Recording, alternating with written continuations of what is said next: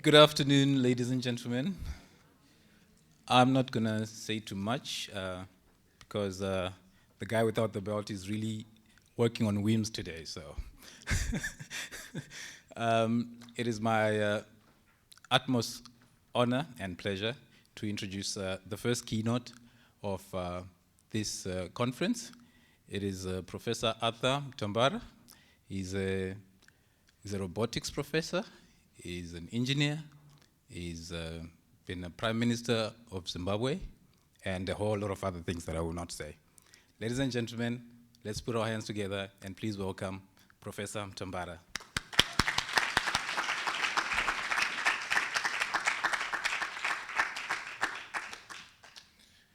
Thank you very much for those kind words. And thank you very much for inviting me to this great conference. We are saying, how can we reimagine the marvelous world of industrial engineering? How can we reimagine the role of the superhero? Yes, you are a superhero, but you've got to do your superheroing differently in the fourth industrial revolution. It can't be business as usual. What's different is what I'm trying to address today by reimagining the marvelous world of industrial engineering and putting it in the context of the fourth industrial revolution. In terms of outline, we'll look at our understanding of industrial engineering. What are the definitional issues? Then when we say the fourth industrial revolution, why fourth? Why a revolution? And what are the new imperatives, in particular with respect to industrial engineering? Then we'll look at the impact of that revolution on practice, on teaching, and research within the industrial engineering world. We'll look at the world of the metaverse and a company called Multiverse. And then ask the question, is the university obsolete? Who needs a university if we have companies like Multiverse? Then we'll also look at what has been called the work of the future. And then we'll conclude. That's all. And then we'll have a session where we have some questions. I would want to have more of an interaction with you, so I'll leave enough space for Q&A. When we say industrial engineering, what are we saying? We're talking about analysis. We're talking about design. We're talking about planning, implementation, operation, and management and maintenance of integrated systems consisting of people, money, material, equipment, information, and energy. Let us make sure we are clear about what we mean by industrial engineering. The analysis, the design, the planning, the implementation, the operation, management and maintenance of integrated systems consisting of people, money, material, equipment, information, and energy. That's how we do our superhero function.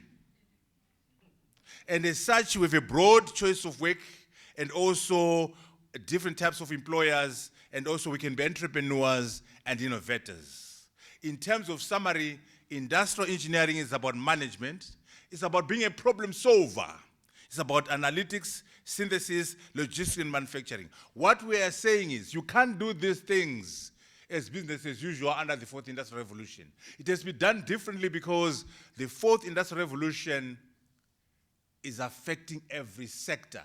The way you manage, the way you analyze, the way you synthesize, the way you do logistics and manufacturing cannot be business as usual. That's our message today.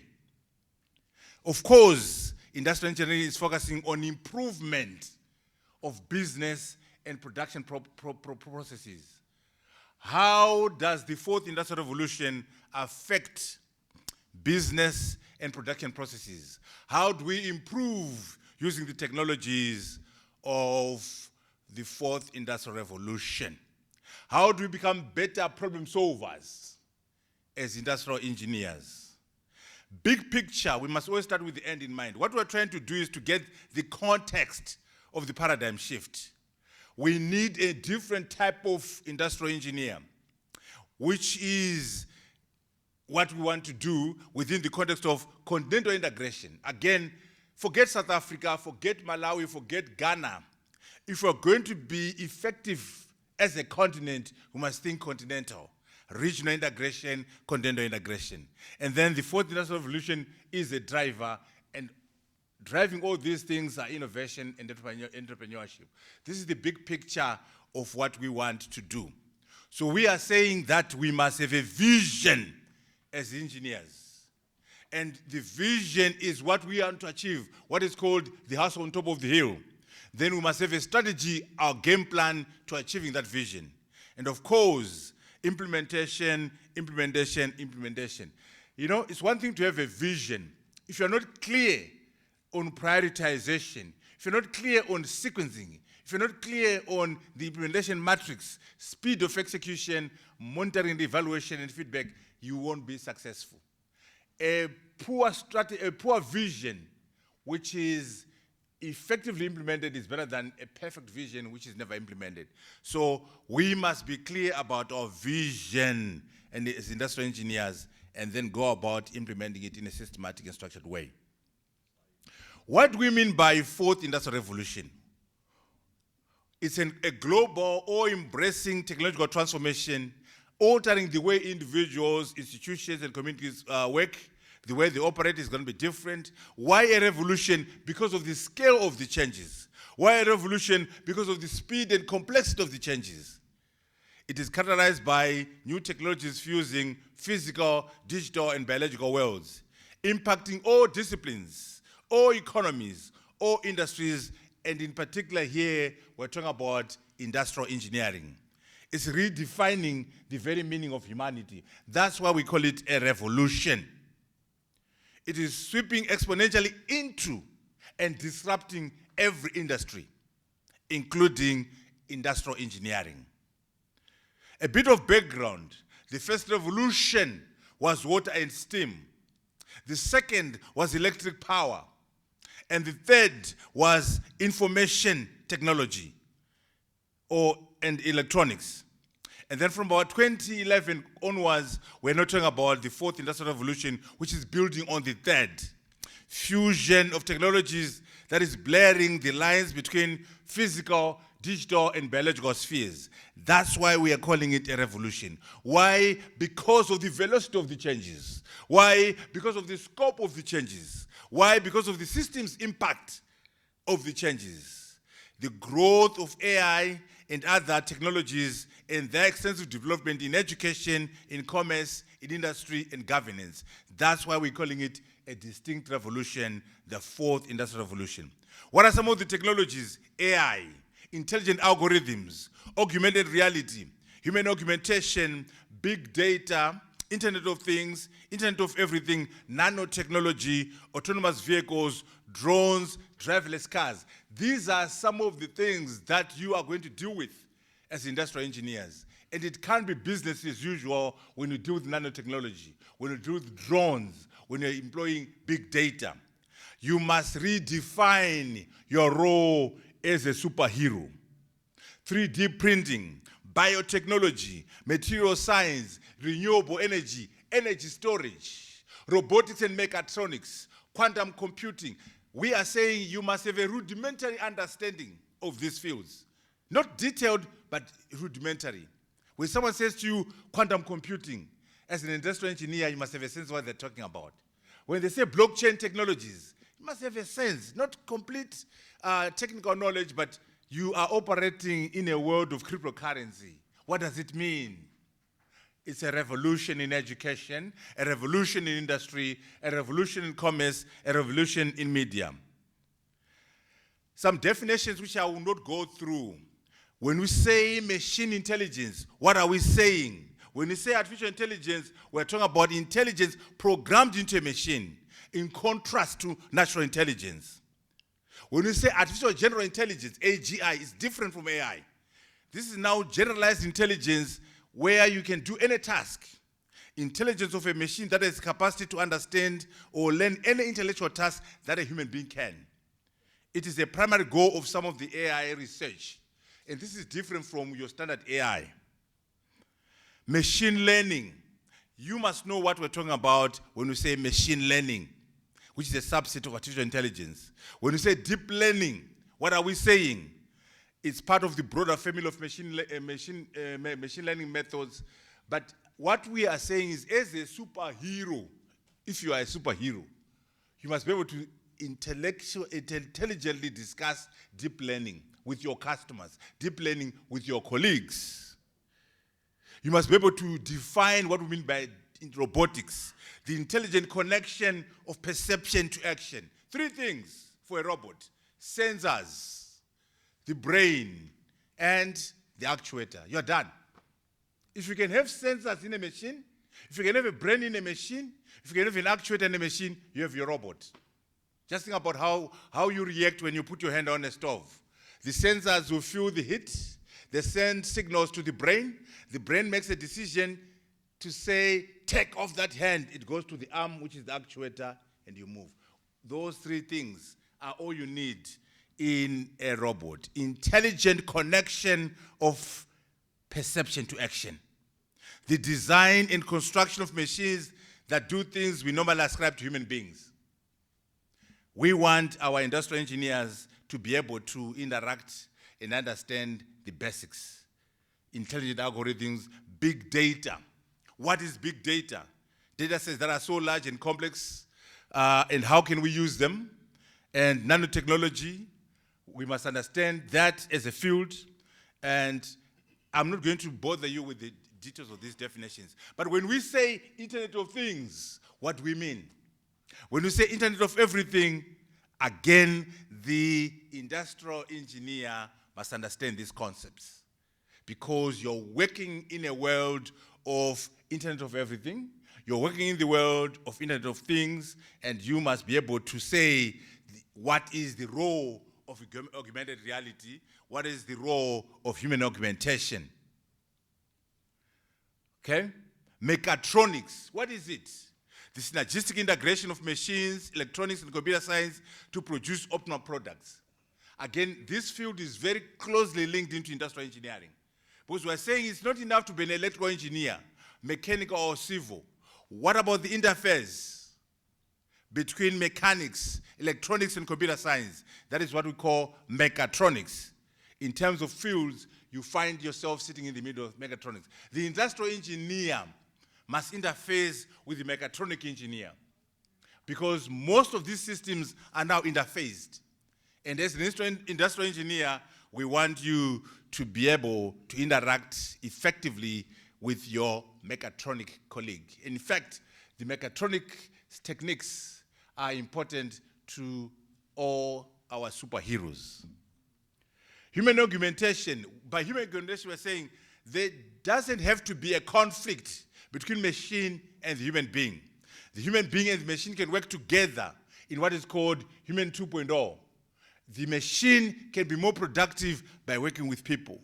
People can be more effective by working with machines. So the combination of the machine and the human being is what we're calling human augmentation. And again, this is going to change the way we function as industrial engineers. Okay? Also understand the fears. Can we build a machine that has emotions, empathy, shame, embarrassment, love, sympathy? Can we put this in a machine? Not yet, it's work in progress.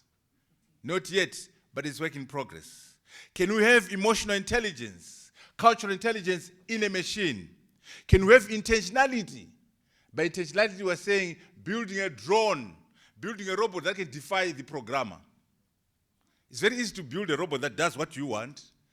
Can you build a machine that will say, no, today I'm not going to follow your instructions because I don't want to. I have intention. The way you defy your bosses at work, right? Can we build a machine that has intention, that can defy the programmer? Again, work in progress, not yet done. I think, therefore, I am.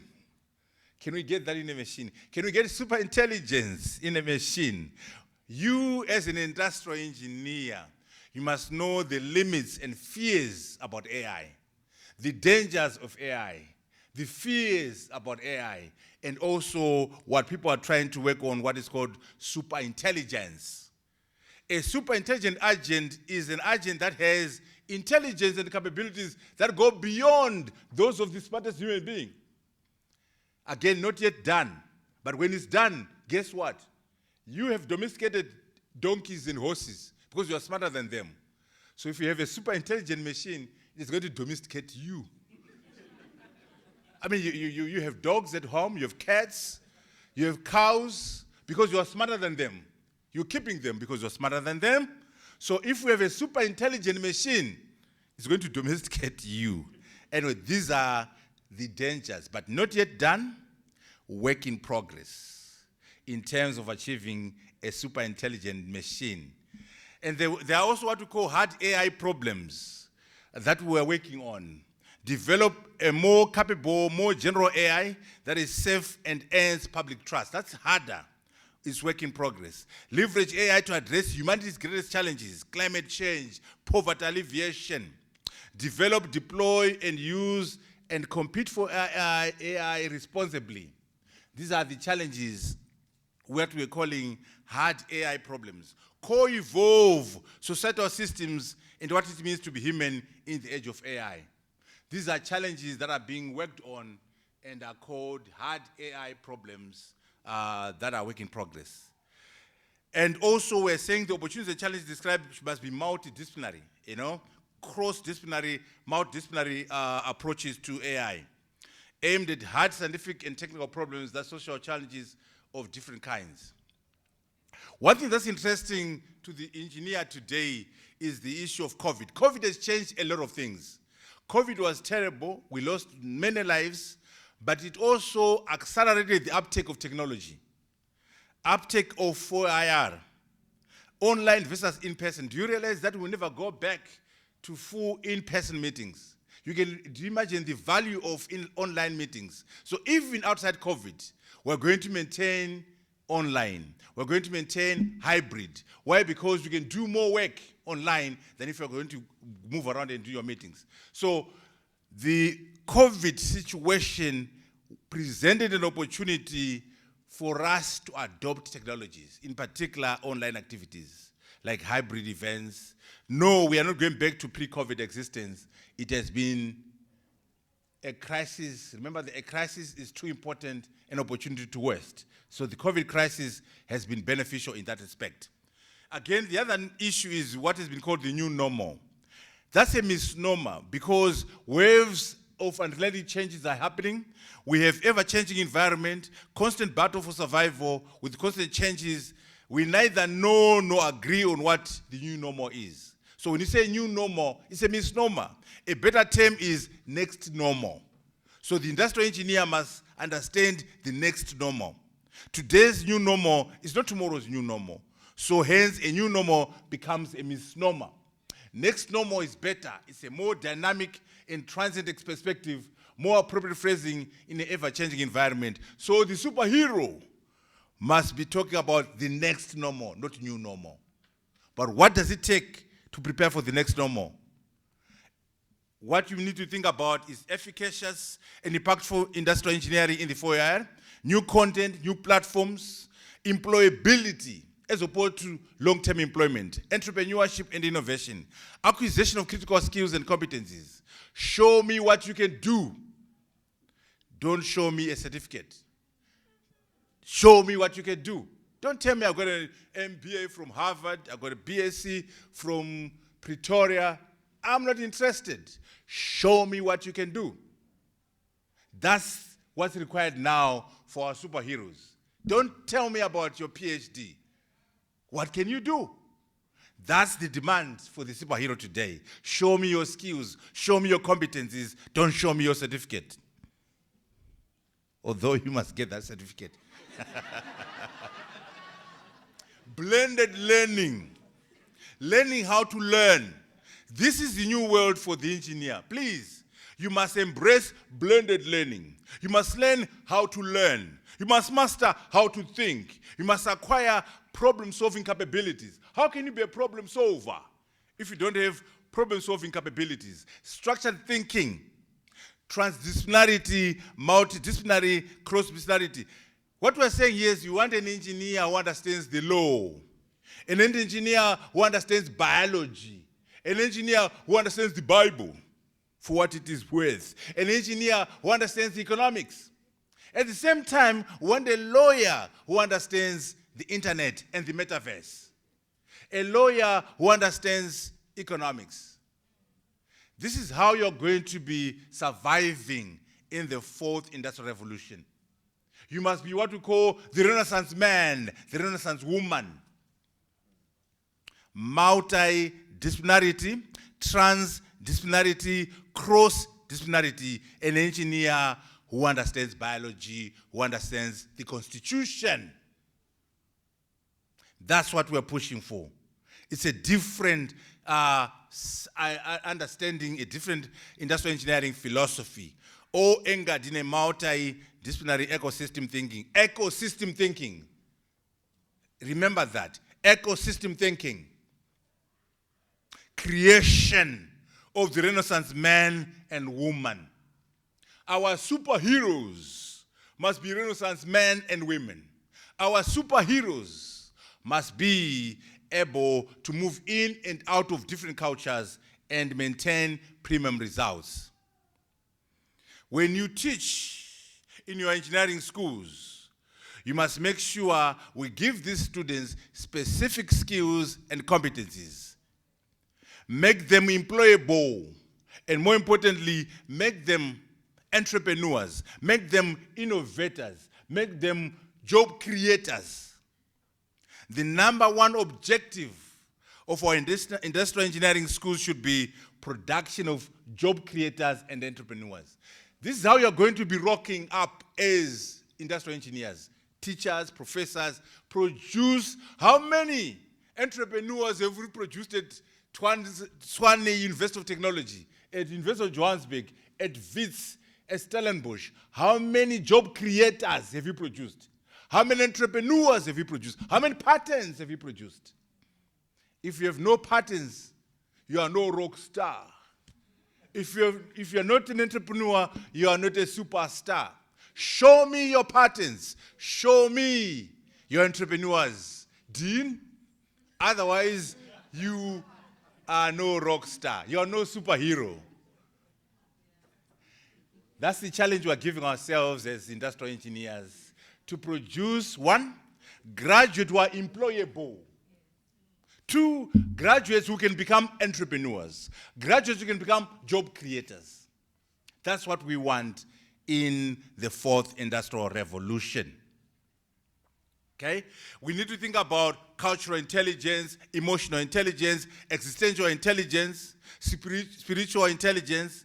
Let's make sure we're teaching all these types of intelligence in our schools, in addition to acquisition of competencies and also IP and patents. The metaverse, again, you need to keep learning. The day you stop learning is the day you die. Can you imagine if you're a PhD from MIT in computer science in the year 2012? PhD in computer science from MIT, that's top school. We put you in a locker for 10 years. We'll pull you out. We'll put you there in 2012, pull you out in 2022. It's a PhD from MIT. Can you Google? Can you Twitter? There will be, what do you mean, tweet? What do you mean, because in 2012, there was no Twitter, there was no WhatsApp. But this chap is a PhD from MIT, but they're completely moribund. They're completely clueless. So if you stop learning, it doesn't matter whether they went to UJ, to WITS, to MIT, to Cambridge. If you stop learning, that's the day you die. So when you went to school, there was no metaverse. But do you now know what the metaverse is? The metaverse will be what the internet is today. If you're not on the internet, it's like you're naked. If you, for example, if you take away your phone today, can you function without your phone? But 10 years ago, there were no phones. We were doing just fine. But now we are so dependent on WhatsApp, dependent on Twitter, dependent on our phones. That's what's going to happen with the metaverse. Everyone will be in the metaverse. And if you're not on the metaverse, you'll be nowhere. Anyway, what we are saying is, as engineers, I got my PhD in 1995. So I'll be moribund if I didn't read, because all these things didn't exist in 1995, right? So what we mean by the metaverse, a virtual reality space in which users can interact with computer-generated environment and others. You as problem solvers, you as superheroes must be interacting with your customers in the digital space. Bring the metaverse to life and help people connect and find communities and grow businesses in the digital world. For example, you can have a plant, an industrial plant, and have a digital replica of that plant, a complete replica. And then you can actually influence activities in the plant by working on the replica. Shutting down valves, opening valves, checking the temperature by looking at a digital replica of a real plant. So as an industrial engineer, you must be able to work in the metaverse, in the digital world, and help your clients through a digital twin of an industrial plant, which is a digital replica of an entire plant where you can now do rapid and off-plant monitoring and testing without being in the plant. Virtual environments designed to exert digital replicas of physical assets to allow rapid and off-plant monitoring testing. This metaverse is going to be what the internet is to us today. And we need to be on board as industrial engineers on the issue of the metaverse.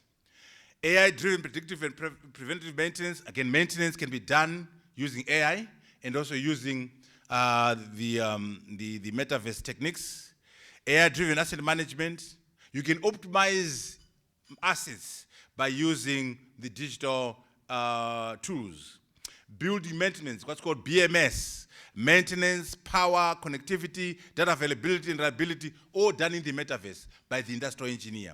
Your job has just changed from what it was yesterday as an industrial engineer. There are new jobs being created. The meta software engineer. What's a meta software engineer? Augmented reality platforms, engineers with expertise in large-scale system design, networking, data storage. That's a job, a new job in the metaverse. Okay? Discord manager. Discord is a social media platform favored by many gamers and in the crypto community. A smart contract lawyer. Doesn't mean a lawyer with a first class or a distinction. No. A lawyer who can ensure that an agreement made in the metaverse is encoded in the metaverse and also used in that transaction. These are new jobs. As industrial engineers, you're going to be interacting with a smart contract lawyer, with a Discord manager, and also with a meta software engineer. How are you going to interact with them if you don't know what they're doing? So we need to make sure we up our game and understand these new things. The multiverse is a new approach. There's a young man called Ewan Blair, who is son to Tony Blair. He set up a company called the Multiverse. What they do is they go to high school and get young people and give them the digital skills and competencies that are required by companies, and then send them straight to the company. So they are disintermediating the university. They're cutting out the university by going straight from high school to industry, by giving them competencies and skills. So this company is actually making the university moribund, the university obsolete. So unless the university does give our students competencies, digital skills, we're going to be cut out by companies like the Multiverse, which is giving skills and competencies to high school students who are moving in to do there. And then we can do research in all these areas and rethinking engineering, data science across disciplines, intelligence, green futures. These are areas we can work on that are linking up with the issue of the fourth industrial revolution. Digital sovereignty. Who owns your data on your machine? What is the future or work of the future? What is AI in medicine, climate change, and all these areas which will require research as we move on. Now, this one, you've heard about the future of work. You know, AI-driven fourth industrial revolution has implications for the future of work. But we're saying it's a wrong way of thinking about it. When you say future of work, you're assuming that work is in trouble. But the better way will be the work of the future, because when you say work of the future, you're saying, what can we do to influence the work of the future? Future of work describes changes in how work will be get done and influenced by technology. The assumption is that jobs are in trouble from machines.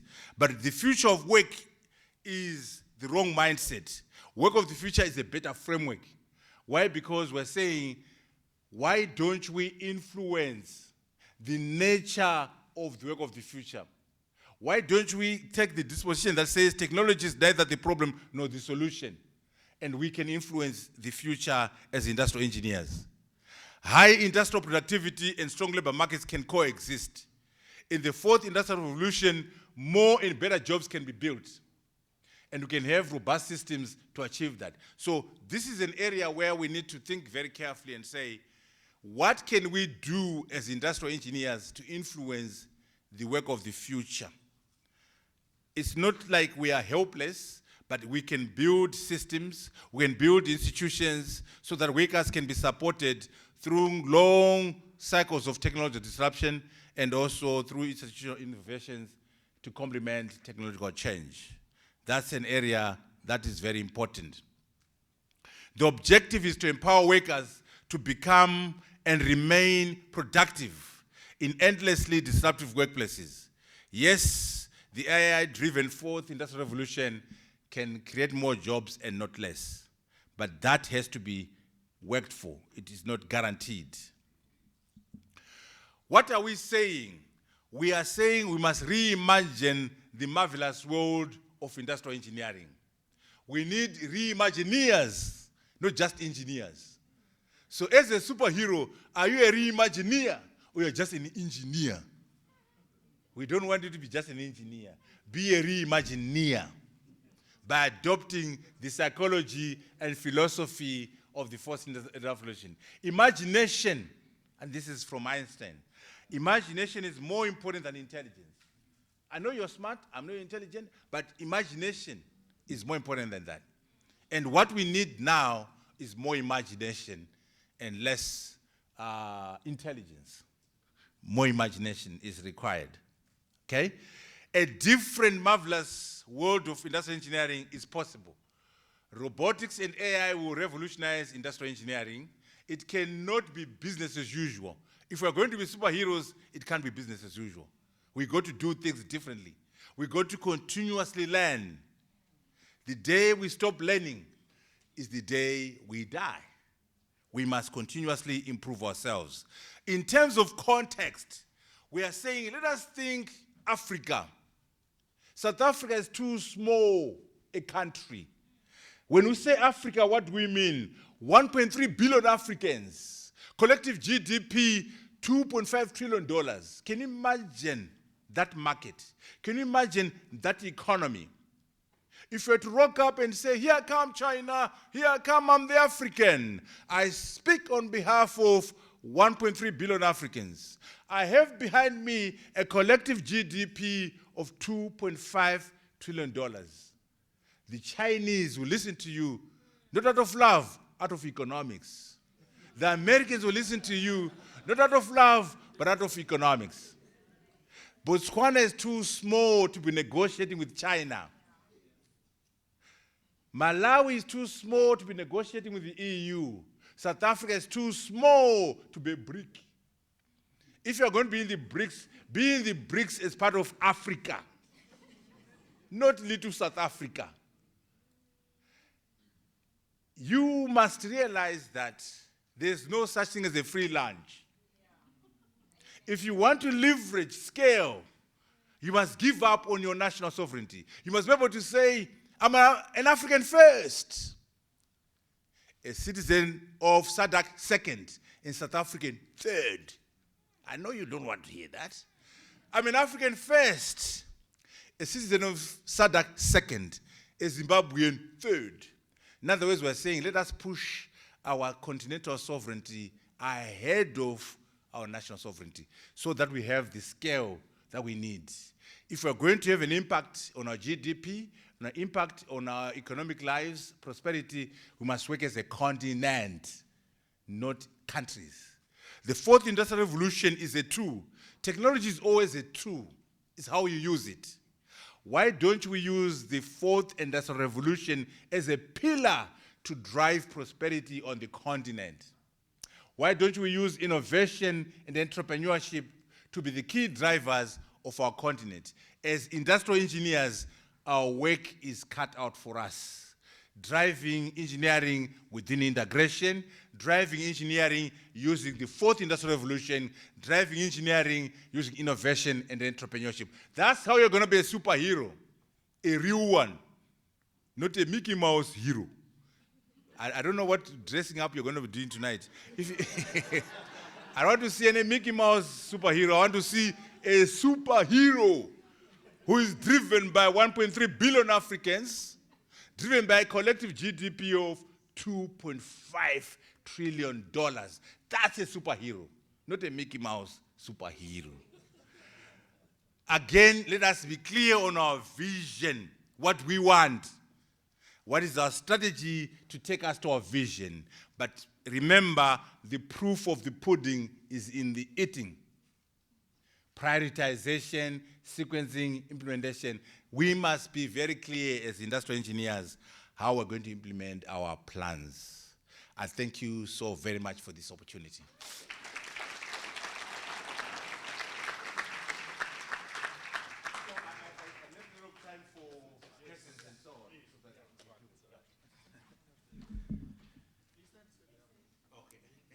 Thank you so much, Professor. Thank you so much for that booming presentation.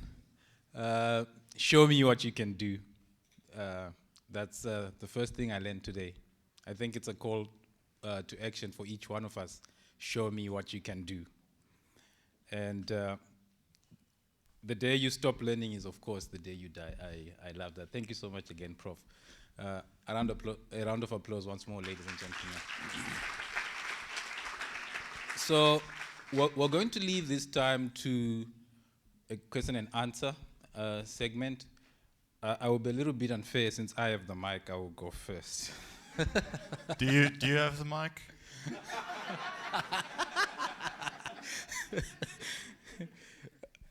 You got me, Jacques. Okay, so I'll go first.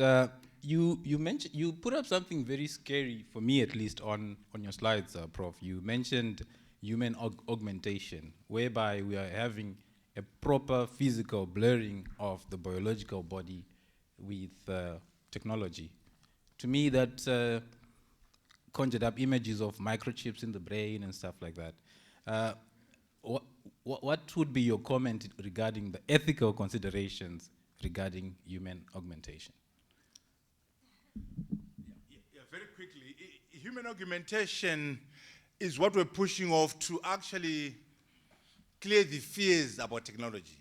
We are saying to the world, the robots on their own cannot be that effective. A combination of the robot and the human being is what we want. In other words, the doctor, the human doctor, and the precision and the robotic machine can work together and have better results. In other words, human augmentation is about combining the human being and his or her capabilities and the machine and its capabilities to produce better results, which results cannot be done by the human being on its own or the machine on its own. So it's actually a positive way of looking at this and saying the machine cannot take over. The machine and the human being can work together. Now, talking about chips in the brain, unfortunately, once the genie is out of the bottle, there's nothing you can do about it. You can't disinvent technology. And technology, like I said earlier on, is a tool. It can be used for good or for bad. So what we hope is that the majority of the industrial engineers will use technology to build, to develop, to solve climate change, to reduce and remove poverty, to make this world a better place. Yes, others can use it, the same technology, to build weapons, to wars, and to, but on balance, we hope that those with good intentions would dominate the trajectory of technology. But human augmentation is the way forward because we're saying the human being and the machine together for better results, which results cannot be obtained by the human being alone or the machine alone. That's the key issue about Human 2.0.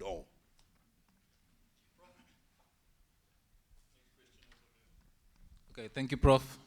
Looks like we have a question. Yes, you can go, Stephen. Thanks, Prof. Mutambara, for a nice presentation. I've got just two almost similar questions. The first one will be, what would you say is the level of alignment and involvement by our SADC policymakers on these issues surrounding 4IR? Because it's very important also that our policymakers start doing something about it. And then the second one will be, considering also that you also have political background, what would you say are the main socio-political implications of 4IR? Thank you.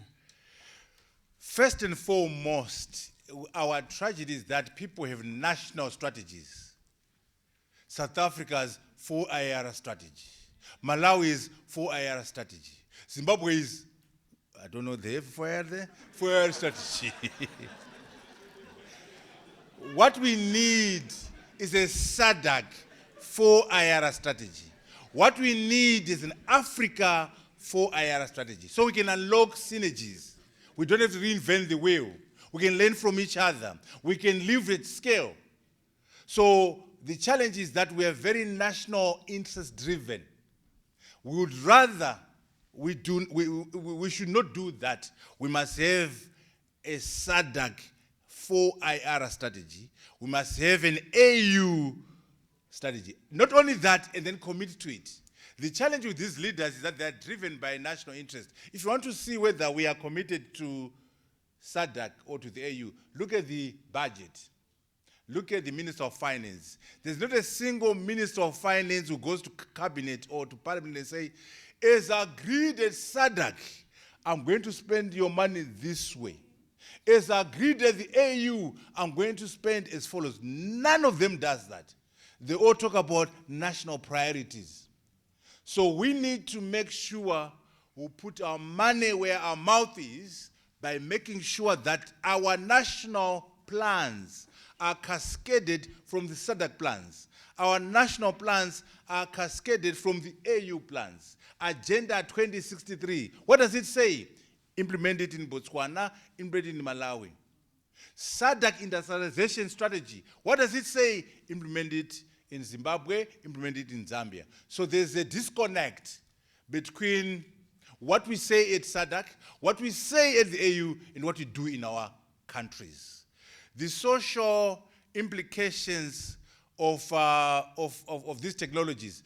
One thing that we must realize as Africans is sometimes we think that the most advanced technologies are for Japan, they are for America, for Europe. We can do with technology from the third industrial revolution. No, not necessarily.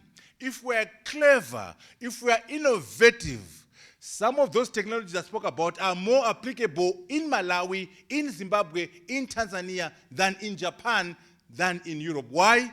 Because our lack of infrastructure, our lack of development can be an opportunity to leapfrog. An example, wireless telephony. When wireless telephony came through, there were no wires in Mpumalanga. There were no wires in Cholocho. There were no wires in rural Ghana. Whereas there were wires in New York, there were wires in London, there were wires in the Western world. So it was harder for them to adopt wireless telephony on top of their wires. Whereas in Mpumalanga, in Cholocho, in poor Africa, you could just go wireless. Because, so what they're called infrastructure sunk costs, infrastructure legacy issues. So the lack of development, our poverty can be an opportunity to adopt 4IR technologies. Right now, as we speak, you know about M-Pesa and EcoCash. There's nothing in Japan, there's nothing in New York and London which is as good as M-Pesa or as good as EcoCash. Not because they can't. Why would you need M-Pesa and EcoCash when you have a bank in your bedroom? When there's a bank next door? But there are no banks brick and mortar banks in Africa. So therefore, wireless banking, mobile banking takes off. So you have global best practice in banking, M-Pesa and EcoCash in Africa because of our poverty and lack of infrastructure. So I say this to say, let us embrace the fourth industrial revolution because some, not all of them, some of those technologies are more applicable in our environment because of our poverty, because of our lack of infrastructure. But people don't realize that, and so they have a lot of fears and so on about technology. But thank you very much for those two questions. Thank you. My question is related to patents. You mentioned that show me patent, Dean. Yes. Looking at me, so anyway, I want to know what is your view. I think as a higher education environment, we don't really lack in producing innovative research work and patents for that matter, but to actually take the patent into a commercial environment and build a successful business is where the challenge is, I think. So what do you think our role is as researchers and as industrial engineers in actually creating that enabling environment where the patents which are being developed, they can actually get to market and we can actually build sustainable businesses? Yeah. Thank you very much, Dean. I still want to see your patents, but thank you for the question. Now, the starting point, Dean, is mindset, psychological. You know, I went to school in Zimbabwe and Oxford. Then I taught in America. Two different worlds. In America, the student says to you, Professor, how can I commercialize my project? Professor, how can I get a patent out of this project? Professor, how can I form a business from my project? In England and Zimbabwe, the question is, Professor, how do I get a first class? Professor, how do I get a master's? So the mindset is very different, whereas in America, they're pushing entrepreneurship, they're pushing patents, they're pushing businesses. Whereas ours are about, how do I become number one? Number one to do what? You want to be number one. You want to, so that you, so we need to make sure we shift our students from being number one, from being first class to saying, how do I form a company from my business? How do I convert this project into a product? How do I get a, these are the questions psychologically our professors and students must change. And also, Dean, if you have a very smart student who is number one and says, I've got a good idea, I want to form a company. Let them go. Don't say, finish the degree first. Say, Bill Gates was studying physics at Harvard and had a good idea, and he left. Now he gives more money to Harvard than all Harvard graduates put together. So who needs the Harvard degree? You know, I had an opportunity to talk to him at Davos. I said, Bill, how dare you walk out of Harvard? If it was me, the entire village would stone me. How did you manage this? And then he laughed. He said, no, it wasn't that bad for me. I spoke to my professors. They said to me, please go ahead and form your company. If it works so, don't come back. But if you run into trouble, come back, we'll work with you and give you a degree. Do you do that in Africa? No, if you go away, never come here, we don't see you. We throw out students. We discontinue them, we withdraw them. Whereas in America, you can take a degree in 10 years. Take a degree in 50, it's about credits. If you have your credits done in 5 years, 10 years, 20 years, they allow you to graduate even after 20 years. So we need to be flexible in the way we do our thing in South Africa, in Africa, around degrees. Let the kid go out there. If it doesn't work out, work with him and get him his degree. Don't chase him forever. So I think mindset is very important. Education must be a means to an end, not an end in itself. And that's what I saw between the two systems, the English system and the American system. The Americans are about, what can I do with this degree? Can I form a company? And so on. And so you're asking a very good point. You get the patents, but commercialize them. But you must believe in commercializing ideas. You must believe in innovation. You must believe in entrepreneurship as a university, as a people. So it's mindset and psychology which are very important, Dean. Show me your patent.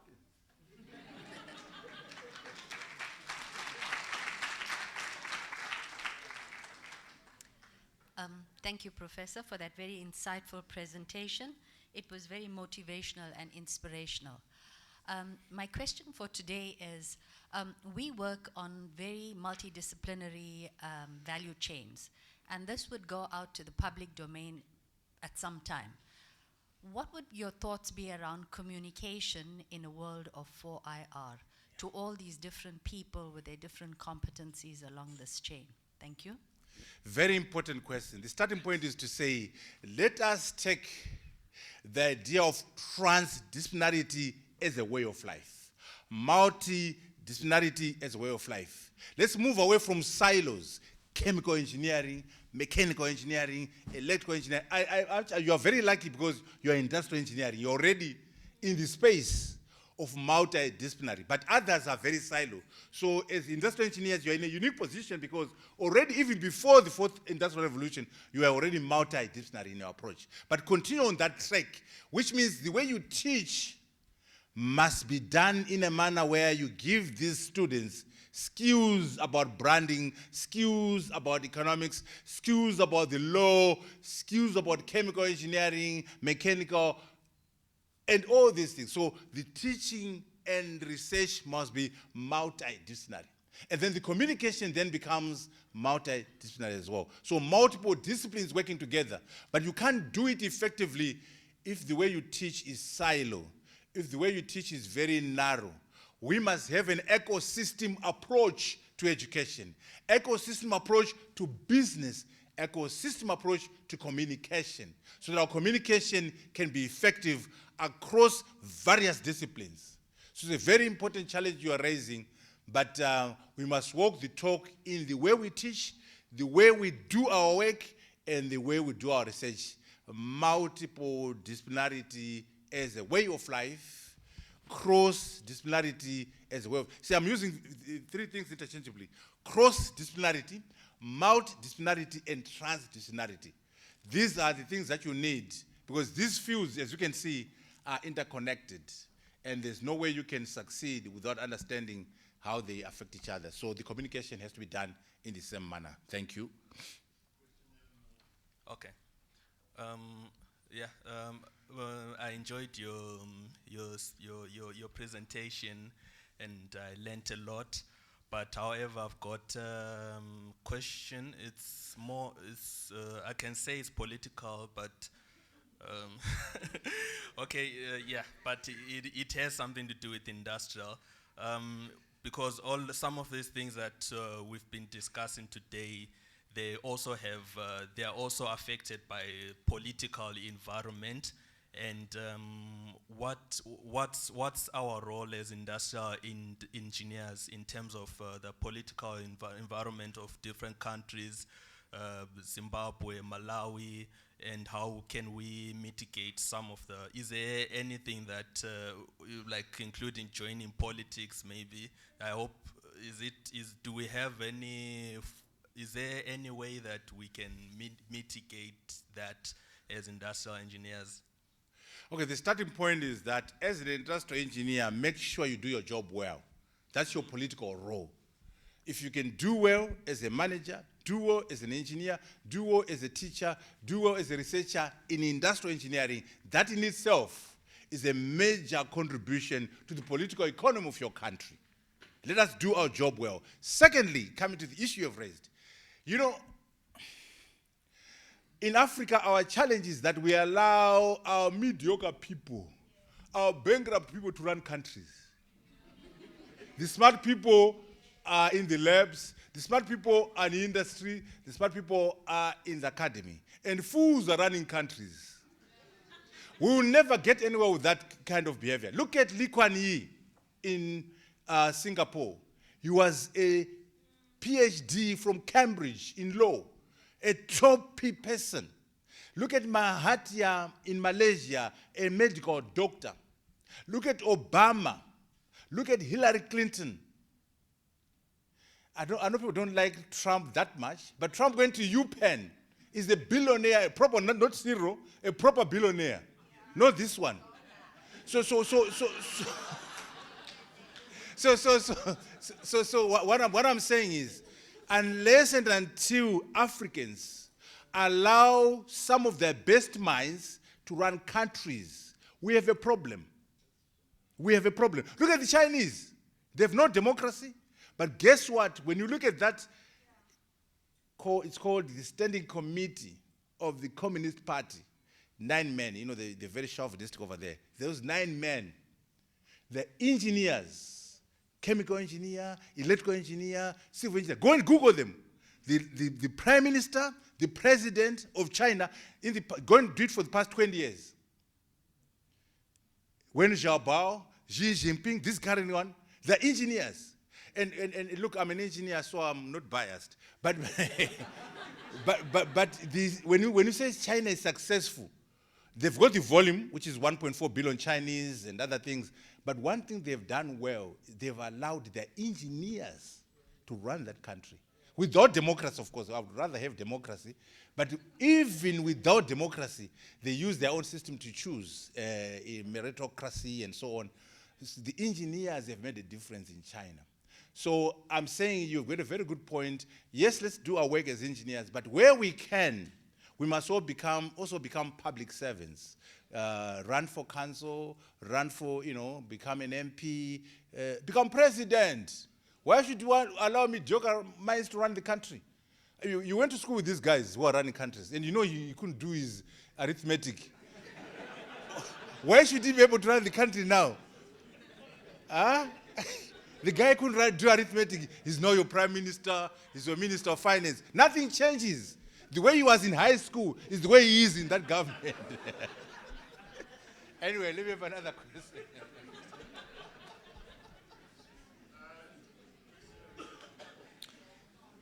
Hi, thanks for the address, Prof.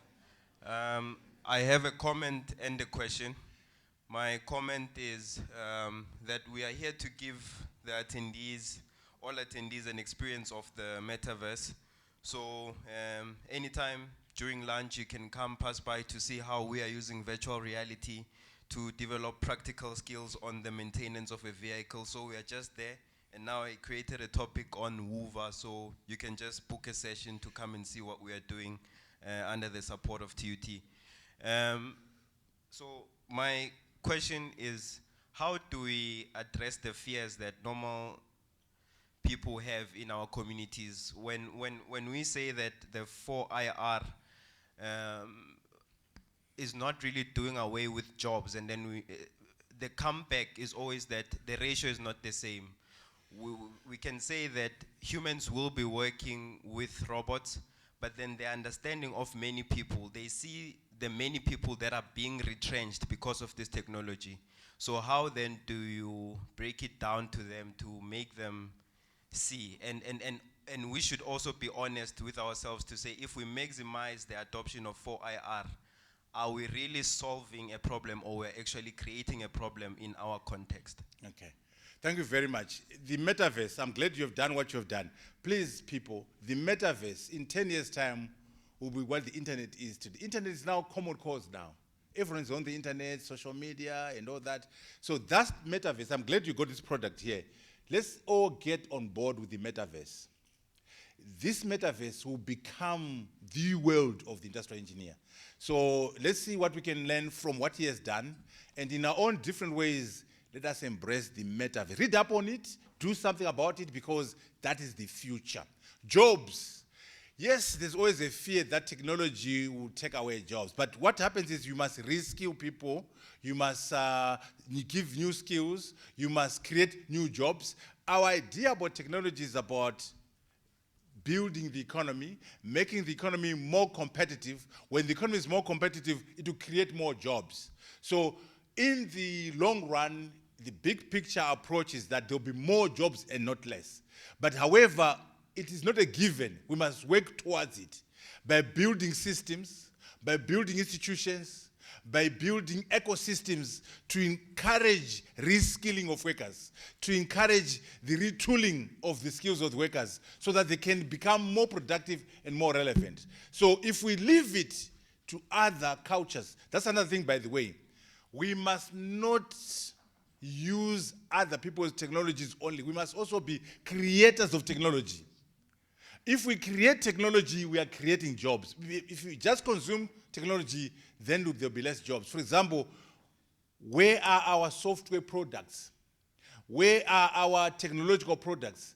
When we do create our own technological products, that is tantamount to creation of jobs. So on balance, we are saying that if we embrace the fourth industrial revolution holistically, on balance, we have more jobs, maybe different kinds of jobs.